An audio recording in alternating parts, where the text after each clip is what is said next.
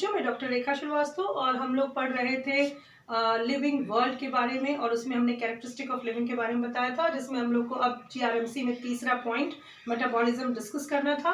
Metabolism में यहाँ पे एनसीईआरटी की आपकी लाइन लिखी है कि it is sum total of all chemical reactions takes place inside the body यानी सेल्स के अंदर जो पूरी रिएक्शंस होती हैं, दैट इज योर आपका मेटाबॉलिज्म, जिसको हम दो भागों में बांटते हैं, कैटाबॉलिज्म और एनाबॉलिज्म में।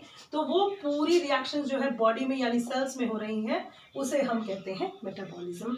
अब ये डिफाइनिंग प्रॉपर्टी है लिविंग बींग्स की, ये ध्यान रखिएगा, विदाउट एक्सेप्शन ये डिफाइनिंग प्रॉपर्टी है, लेकिन ये नॉन लिविंग ऑब्जेक्ट्स में नहीं होती है।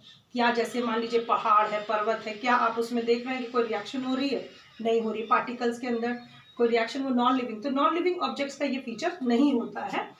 अगर हम देखें तो thousands of metabolic reactions takes place inside the cell of all और लिविंग ऑर्गेनिजम्स, चाहे हम यूनिसेलुलर की बात करें या मल्टीसेलुलर। कहने का मतलब ये है कि जितने भी सेल्स हैं इस दुनिया में, उन सब में मेटाबॉलिक रिएक्शंस होनी ही होनी है, सेल्स के अंदर होनी है, चाहे वो प्लांट्स हो, एनिमल्स हो, फंजाई हो, माइक्रोब्स हो या कोई हो। अब बात यहाँ पे ये आती है कि भाई क्या ये रिएक्शंस बाहर हो सकती हैं? जी हाँ, ये रिएक्शंस हमारी बाहर भी हो सकती है। मान लीजिए आपने कोई कार्बोहाइड्रेट लिया, उसमें अमाइलेज एंजाइम डाला, तो वो सिंपल कार्बोहाइड्रेट में चेंज हो सकता है।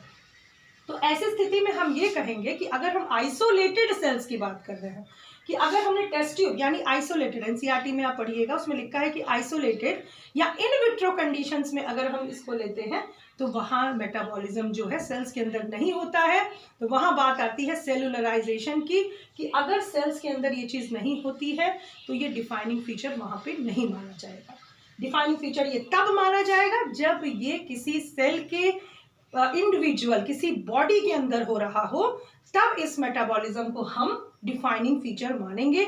इन विट्रो कंडीशंस में डिफाइनिंग फीचर या आइसोलेटेड सेल्स में नहीं मानेंगे। एनाबॉलिज्म और कैटाबॉलिज्म हम सभी जानते हैं कि एनाबॉलिज्म, जैसे मान लीजिए फोटोसिंथेसिस हो रहा है, तो हम कार्बोहाइड्रेट ले रहे हैं, इसमें CO2 ले रहे हैं, वाटर ले रहे हैं और इसको मिक्स हो रहा है और ये रिएक्शन आपकी ग्लूकोज फॉर्मेशन या मंड फॉर्मेशन या कार्बोहाइड्रेट फॉर्मेशन हो रहा है। तो हम इस रिएक्शन में क्या कर रहे हैं? जोड़ रहे हैं चीज़ों को। जब कार्बन डाइऑक्साइड और वाटर मिल रहा है तो ये आपका एक सिंपल से कॉम्प्लेक्स प्रोडक्ट बना रहा है, तो इसे हम कहेंगे एनाबॉलिज्म। जैसे मान लीजिए एक आलू है, समझने के लिए, this is not the real example, आलू है, छोटे छोटे भागों में आप काटेंगे तो उसे कैटाबॉलिज्म कहेंगे, लेकिन अगर रुई के फाहों को आप जोड़ देंगे तो वो आपका क्या हो जाएगा? एनाबॉलिज्म। जोड़ना माने एनाबॉलिज्म, तोड़ना माने कैटाबॉलिज्म।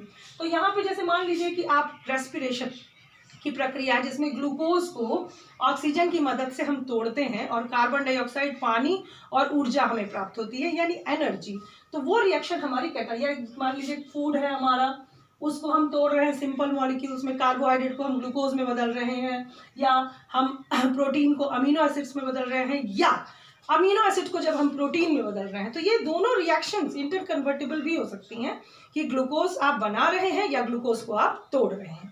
तो इस तरीके से तोड़ना और जोड़ना दोनों प्रक्रियाएं मिलकर आपकी मेटाबॉलिज्म कहलाती हैं।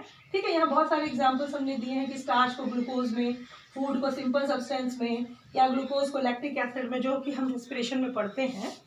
बस हमें यहाँ बात ये ध्यान रखनी है कि मेटाबॉलिज्म डिफाइनिंग फीचर है विदाउट एक्सेप्शन के, मगर आइसोलेटेड सेल्स में या नॉन लिविंग ऑर्गेनिजम्स में मेटाबॉलिज्म आपका डिफाइनिंग फीचर नहीं होता है। नेक्स्ट टॉपिक में हम लोग पढ़ेंगे बच्चों हमारा कॉन्शियसनेस। Thank you.